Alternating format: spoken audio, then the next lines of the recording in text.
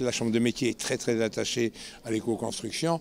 Vous en avez pour preuve les panneaux que nous avons installés.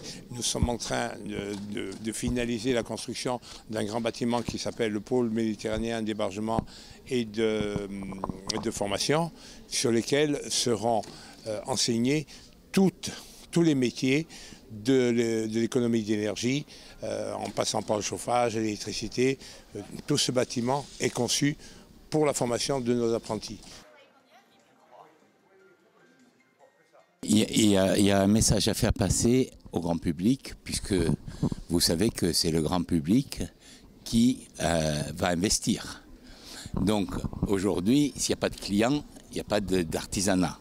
Donc nous, on fait le pari que l'artisanat va se développer dans la réhabilitation, la rénovation, et qu'aujourd'hui, compte tenu des normes de construction, il y aura un marché exponentiel dans ce domaine. C'est toute une stratégie qu'on est en train de monter au niveau de l'artisanat pour dire demain, le marché de la rénovation va se développer, le marché des énergies renouvelables va se développer. Il faut que nos artisans soient présents et prêts à répondre à ce marché. C'est pour ça qu'on l'a appelé aussi pôle méditerranéen de formation et d'hébergement.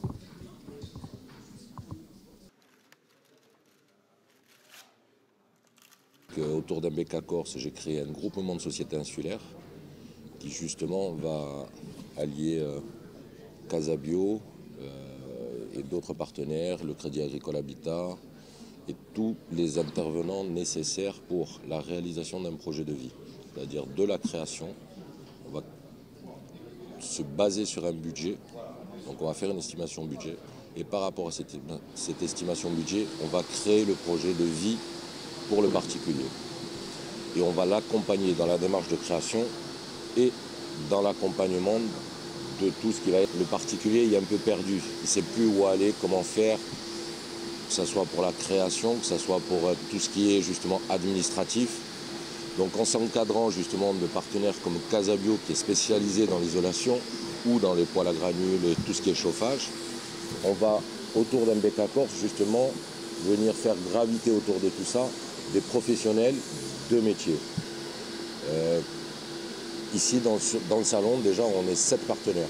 Il y a 7 partenaires à nous dans le salon de Bonifacio. On va conseiller le client pour qu'il ait un meilleur rapport qualité-prix, je veux dire, de façon à ce que son projet puisse se réaliser. Vu la conjoncture actuelle, c'est pas négligeable.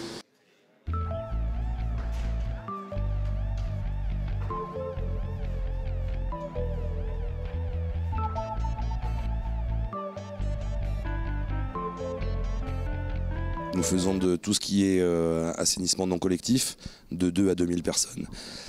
Sur le principe écologique de rejet d'eau propre à la nature, donc avec traitement des maisons individuelles, des petits hameaux, des restaurateurs, des campings. Tout ce qui est aux salles qui était normalement rejeté sous forme d'infiltration selon les anciennes règles ont aujourd'hui changé, bien évolué, sont beaucoup plus contrôlés. Nous sommes aujourd'hui à même de prendre les effluents domestiques d'une maison, de les traiter à 100% et de les réutiliser en arrosage dans les jardins.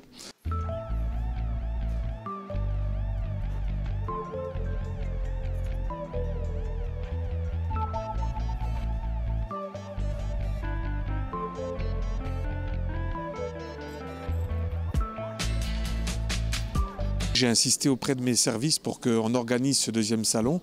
Il y avait une première l'année dernière qui avait marché, hein. Bien sûr à la hauteur d'une commune de 3000 habitants qui initie ce type de projet. Ça a du sens parce que vous le savez, nous sommes inscrits dans un agenda 21 local. Nous sommes commune pilote pour la Corse du Sud dans ce domaine avec l'Office de l'environnement de la Corse et avec l'État. Donc ça a du sens. Bien sûr, nous essayons à travers la réhabilitation de la Haute-Ville et à travers la politique que nous menons de nous inscrire dans cette politique de développement durable pour lequel nous essayons de faire des efforts, de travailler dans tous les domaines, que ce soit les économies d'énergie, même au niveau de la commune.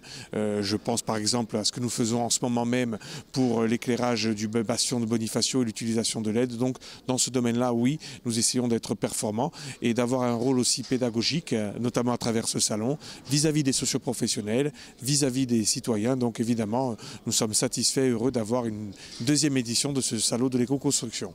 Je pense que dans le cadre de la semaine du développement durable, Bonifacio peut jouer cette petite partition-là à l'échelle de la Corse et offrir cette possibilité aux habitants de la micro-région et même au-delà de la micro-région, je dirais de la région de façon entière, parce que oui, voilà, on veut être aussi porteur de projets dans ce domaine.